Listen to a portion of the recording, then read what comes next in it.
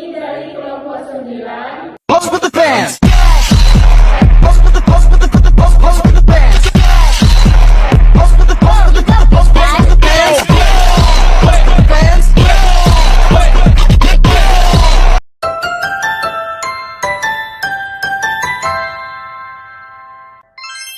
Simulasi prosedur penggunaan data rekam medis dalam penggantian biaya. Reimbursement dari kelompok 9A. Reimbursement adalah penggantian biaya, klaim. Sistem reimbursement mengharuskan pemegang polis asuransi kesehatan menanggung biaya medis dari uang pribadi terlebih dahulu dan kemudian biaya tersebut ditagihkan ke perusahaan asuransi kesehatan dengan melampirkan kwitansi pembayaran yang diterima dari pihak rumah sakit. Contoh kasus: nama Tuan A, usia 58 tahun, diagnosis utama congestive heart failure atau CHF, jenis pelayanan rawat inap, penjamin BPJS Kesehatan. 1. Pengumpulan dan kelengkapan rekam medis. Catatan perkembangan harian, resume medis atau discharge summary, dokumen administrasi, SEP, surat rujukan jika dari FKTP, inform consent, bukti pelayanan obat dan tindakan. Catatan penting: semua data klinis harus mendukung diagnosis CHF agar klaim tidak ditolak. 2. Proses coding diagnosis dan tindakan. Diagnosis utama ICD-10 150.0 congestive heart failure. Diagnosis sekunder jika ada 110 hipertensi, E11 diabetes mellitus, N18.3 CKG stage 3, Z81 pulmonary edema. Diagnosis sekunder sangat mempengaruhi severity level INACBGIS. 3. Input data ke aplikasi INACBGIS. Data yang dimasukkan: kode diagnosis utama 150.0,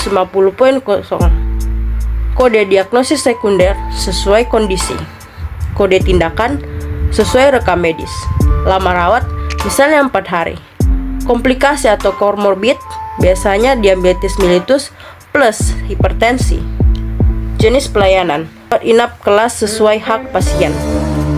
Hasil output grup CBG misalnya kardiovaskular, heart failure, moderate severity. Tarif klaim otomatis muncul sesuai kelas dan regional. 4. Penyusunan berkas klaim. Berkas yang dikirim ke BPJS. SEP, resume medis, rekam medis pelengkap, hasil penunjang, foto toraks, lab EKG, bukti tindakan, kwitansi internal, surat rujukan FKTP, lembar coding, DX dan PX. Pastikan tidak ada mismatch antara data di rekam medis dan data di aplikasi. 5. Pengajuan klaim. Klaim diajukan melalui Vklaim BPJS, INACBGIS. Hal yang harus dicek sebelum submit: diagnosis sesuai bukti klinis, tindakan tercatat dan ditandatangani, tidak ada data kosong, tidak ada perbedaan tanggal pelayanan. 6. Monitoring status klaim. Status klaim bisa diterima, proses selesai, pending biasanya karena dokumen kurang, ditolak, lakukan perbaikan. Contoh alasan penolakan pada kasus CHF: foto toraks tidak dilampirkan, tidak ada bukti edema paru, diagnosis CHF tidak didukung hasil lab atau klinis, tindakan tidak tercatat, coding tidak sesuai. Jika ditolak, perbaiki rekam medis jika memang ada yang kurang, revisi coding, upload ulang berkas. 7. Audit internal dan quality control. Untuk mencegah penolakan di masa depan, audit rekam medis CHF minimal 10 kasus per bulan, edukasi dokter tentang dokumentasi CHF, NYHA, edema, JVP, Ronki, perbaikan alur coding, checklist kelengkapan klaim CHF. Kesimpulan: dalam proses reimbursement kasus Tuan A dengan congestive heart failure atau CHF, rekam medis berperan sebagai dasar utama untuk membuktikan layanan yang diberikan. mulai dari dokumentasi klinis seperti gejala sesak, edema, hasil foto toraks, EKG, hingga tindakan medis seperti pemberian diuretik dan monitoring. Data ini kemudian digunakan untuk menetapkan kode diagnosis dan tindakan yang akurat, yang selanjutnya menentukan kelompok INACI-BIJIS dan besaran klaim.